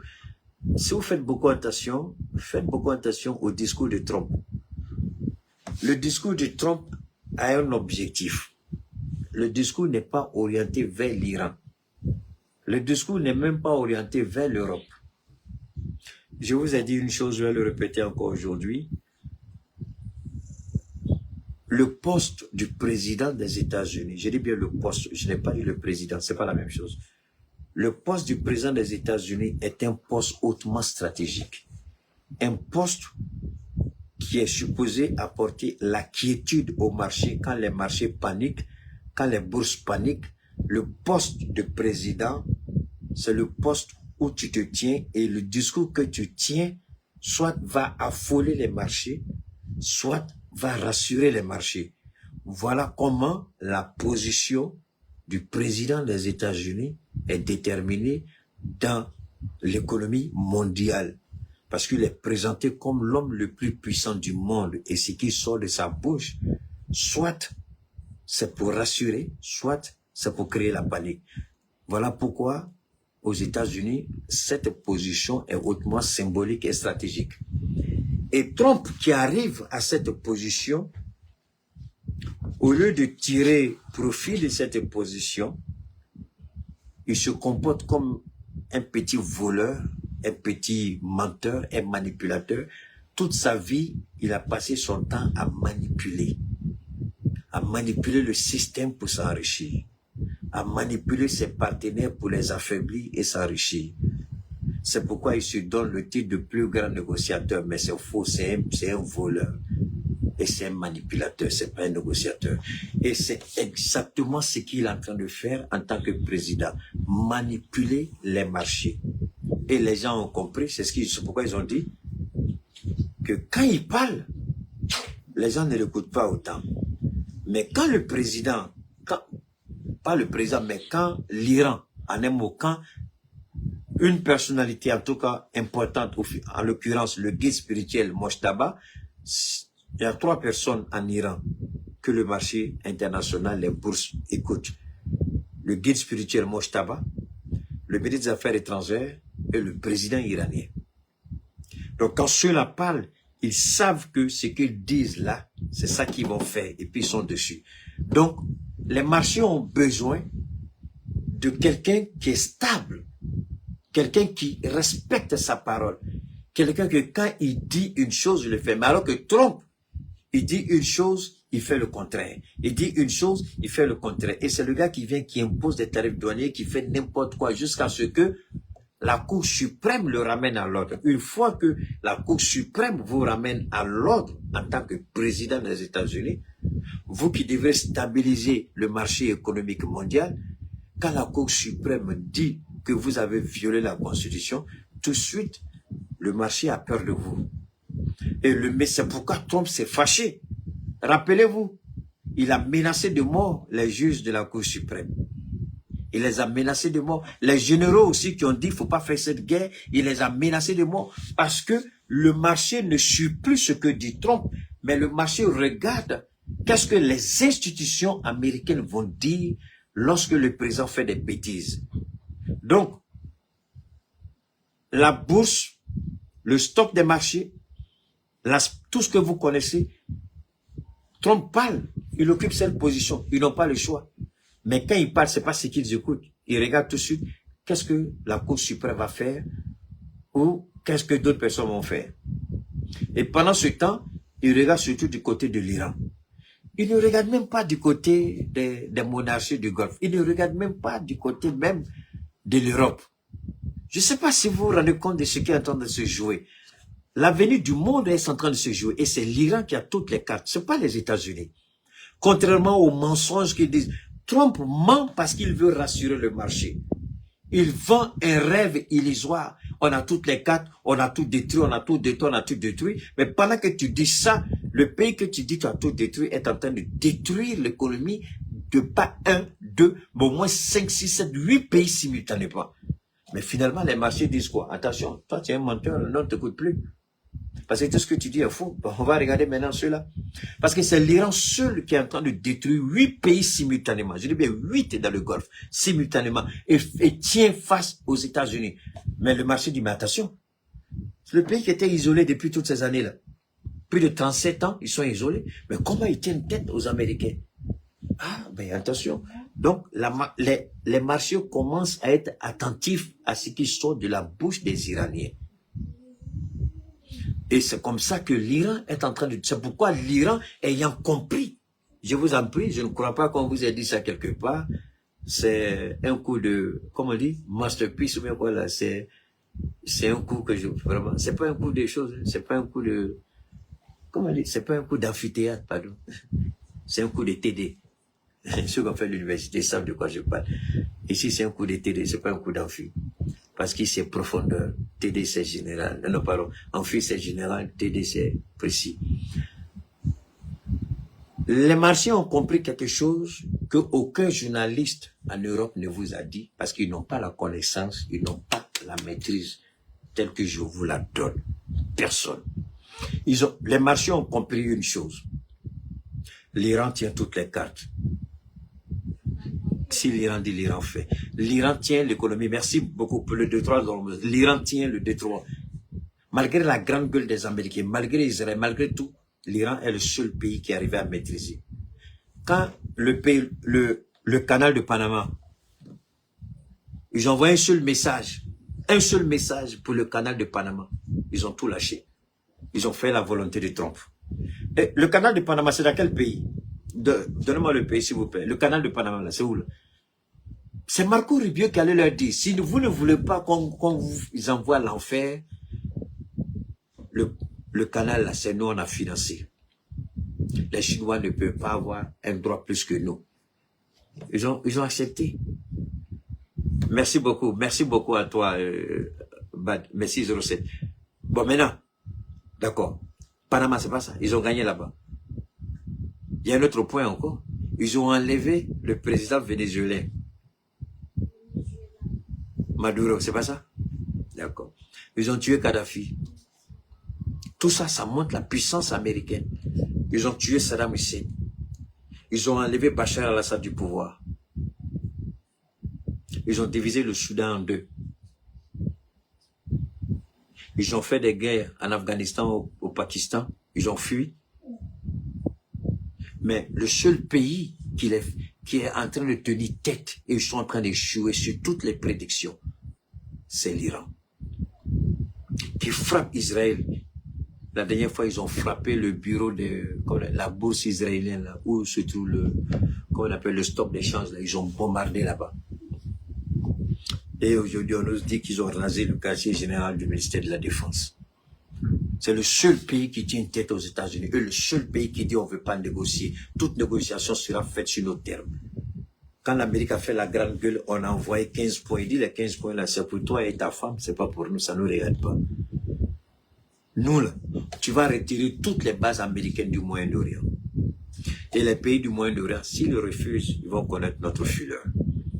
Il y a un autre élément que je voudrais partager avec vous. Les pays du Moyen-Orient, l'Arabie Saoudite, les Émirats Arabes Unis, le Qatar, le Bahreïn, le Koweït, tous soutenaient les États-Unis clandestinement dans le dos.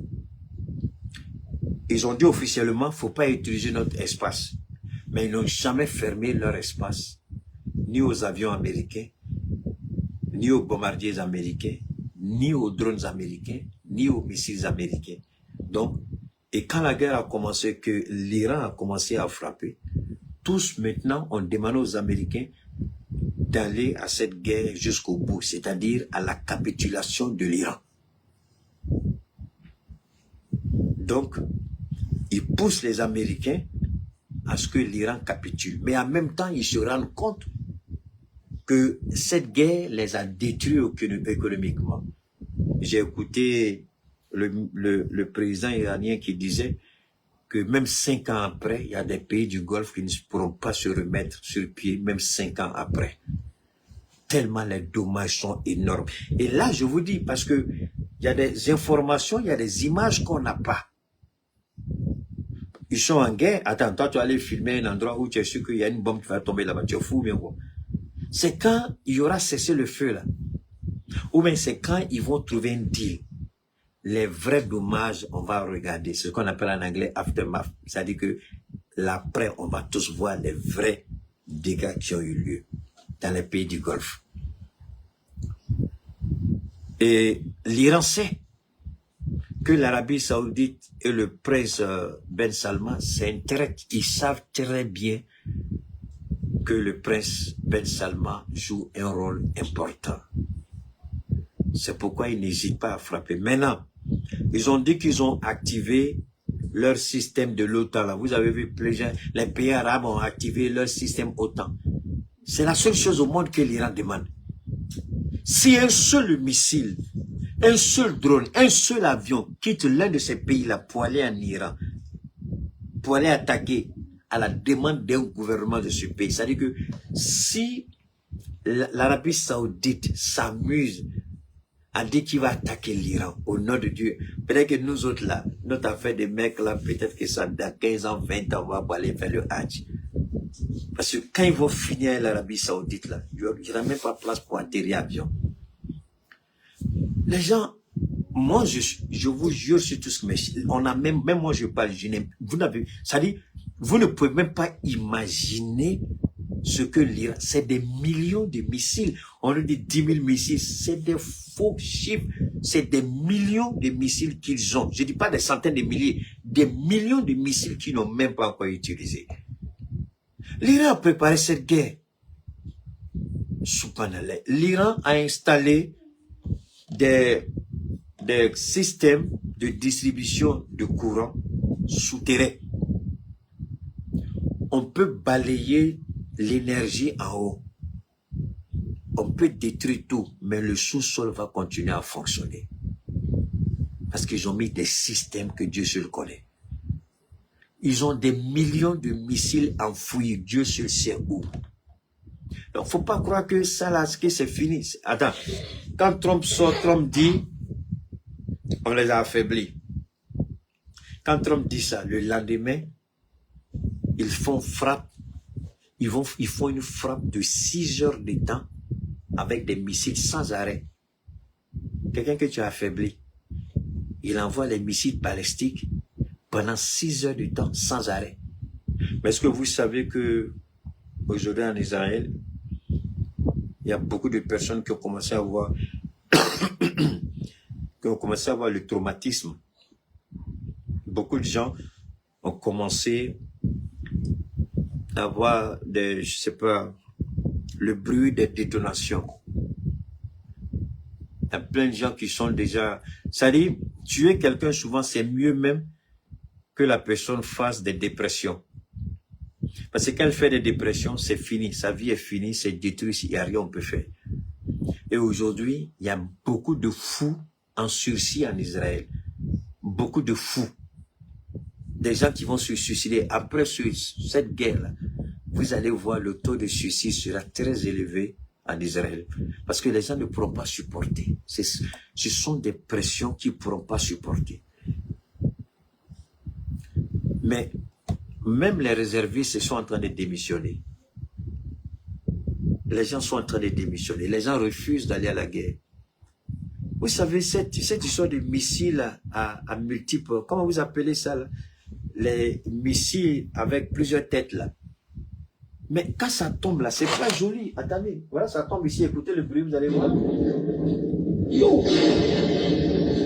Sirens sounded across Tel Aviv, Beersheba, Haifa, and large stretches of northern and southern Israel simultaneously as the barrages arrived in overlapping waves. Hezbollah launched 2 separate rocket barrages from southern Lebanon into the Haifa area the same morning, timed to compound the pressure on Israel's air defense operators who were already tracking incoming fire. The coordination was not subtle. and it was not accidental. What made this attack different from the preceding days of...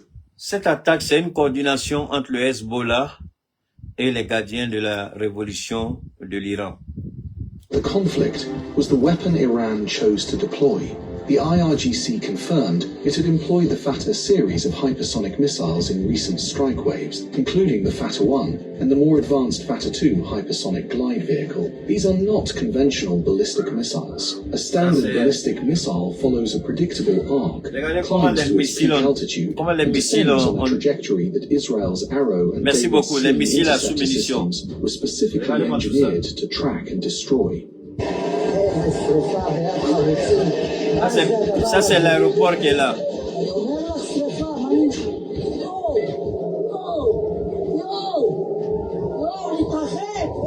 Ça, c'est l'aéroport qui est là, en feu.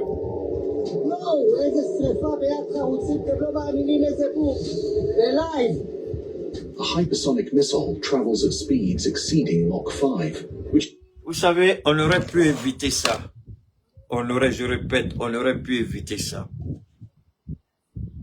L'Iran n'a pas demandé cette guerre.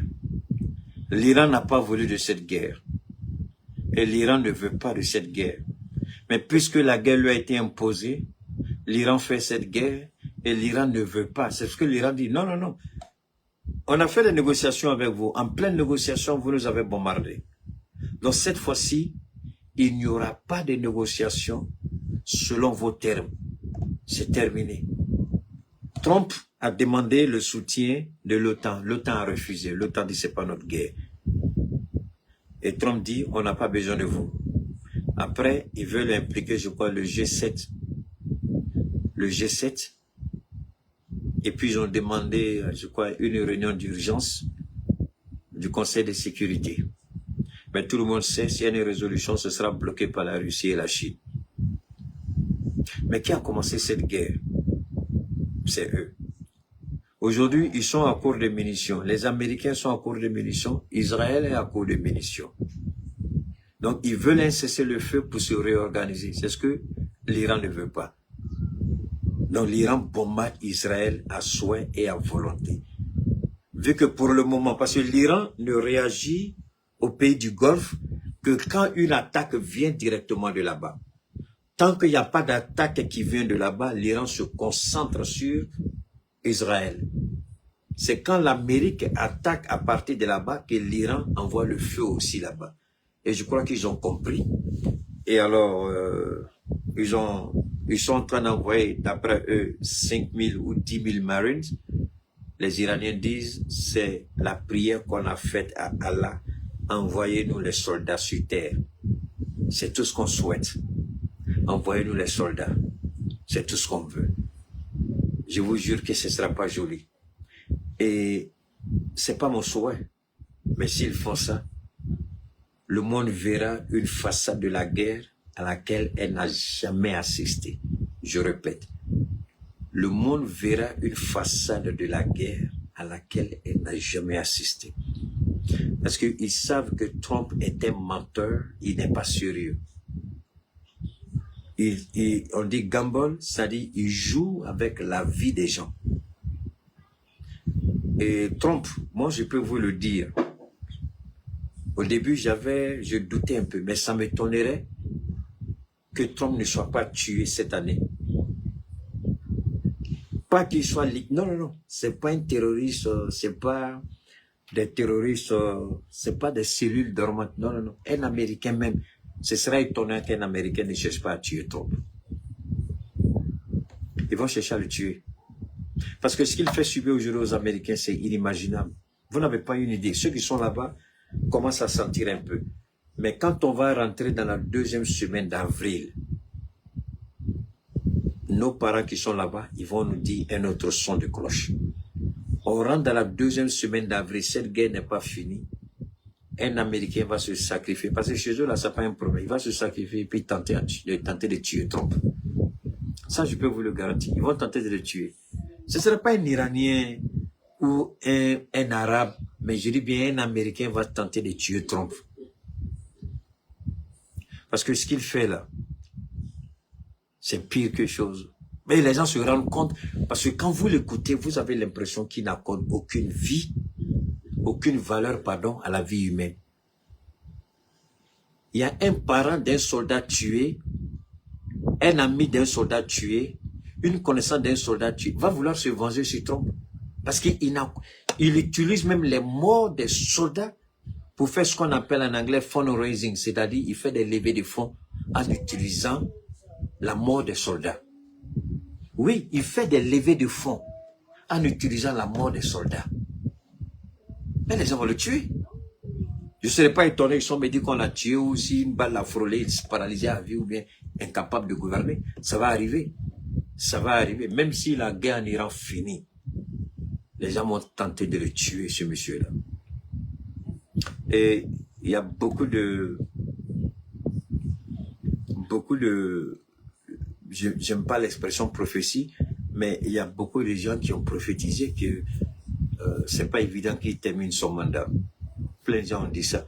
Moi, c'est pas sur ça que je m'étais fondé, mais je l'avais dit en fonction de ce qui m'avait été révélé. Il dit, ce sera compliqué. Il finit cette année, c'est pas évident qu'il finisse son mandat. Alors, j'étais très heureux d'être à votre compagnie, mais on peut pas partir comme ça. D'abord, je voulais remercier, franchement, aujourd'hui, je rends toute la gloire à Dieu. À un moment donné, mon compte a failli exploser parce que les commandes ont été vraiment énormes. Je voudrais dire merci à tous ceux qui nous font confiance. Alors, sous peu, tous ceux qui ont confirmé aujourd'hui, vous allez recevoir des notifications. Et vos livraisons seront en cours. Voilà. Ceux qui n'ont pas encore reçu, une fois de plus, toutes nos excuses. On est en train de travailler durement là-dessus. J'ai même décidé de voir ceux qui n'ont pas encore reçu. Puisque j'ai mis en place un nouveau système qui va commencer à partir de demain. Un nouveau système de livraison qui sera plus rapide. Donc, en fonction de ça, on va essayer de voir comment on peut se rattraper. C'est très simple, hein. Si vous êtes intéressé par ce que nous faisons, c'est dire que c'est quoi. Dans un premier temps, tout le monde, on est en sursis quand on marche. La nourriture qu'on mange, la plupart de tout ce que nous mangeons, ça vient de l'extérieur. C'est produit comment on n'est pas là-bas. Je savais quel intrant on a fait grandir nos plantes, on ne sait pas, mais on nous les envoie. Dans quelles conditions, on ne sait pas. Alors, ce que je propose dans un premier temps, c'est une prévention, ce que j'appelle la belle ivoirienne, la version préventive. La belle ivoirienne, je dis bien la belle ivoirienne, version préventive. La prévention, c'est sur un nombre assez élargi de pathologies. Diabète, hypertension, insuffisance rénale, pneumonie, cancer, prostate, tout ce que vous connaissez. Donc, ça fait une anticipation sur tout ça. Et surtout, souvent les gens se plaignent de ce que j'appelle, comment vous le dire, des douleurs au niveau du dos. Mais souvent, les douleurs sont liées à une constipation chronique. Il y a des gens, la constipation chronique, colopathie, migraine, c'est des choses qui sont très souvent liées, mais les gens ne les associent pas. Donc, la colopathie, ou je m'arrête seulement à la constipation chronique. La constipation est la source d'une panoplie de pathologies. Souvent, vous ne faites pas attention, mais quand vous êtes constipé, c'est pas joli.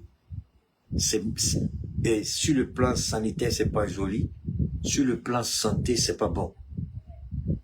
Donc, ce que nous on propose à travers la belle ivoirienne, la version préventive, c'est de vous permettre d'avoir un système de décongestion normalisé qui vous permette d'aller correctement à la selle comme il le faut et puis vous retrouver et anticiper sur un certain nombre de pathologies, comme je l'ai dit. Ça, c'est la belle ivoirienne, la version préventive.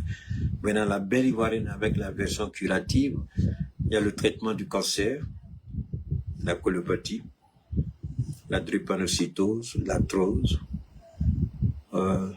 la pneumonie, la tuberculose, le VIH-Sida entre griffes, l'hernie discale, le diabète, l'hypertension, l'insuffisance rénale, l'hypertrophie de la prostate ou le cancer de la prostate. Et puis vous avez aussi Vous avez vraiment la liste est longue, on ne peut pas s'arrêter à 2 ou 3 listes, la liste elle est longue. On essaie de faire ce qu'on peut. Mais ce que je dis, je ne suis pas un magicien, je ne suis pas un charlatan. Mais ce qui est intéressant aussi, souvent, il y a des gens qui viennent et puis ils disent des choses. Bon, ils pensent que peut-être je fais l'à peu près. Moi, je connais mon boulot. Je sais. Arrête-moi tes bêtises là!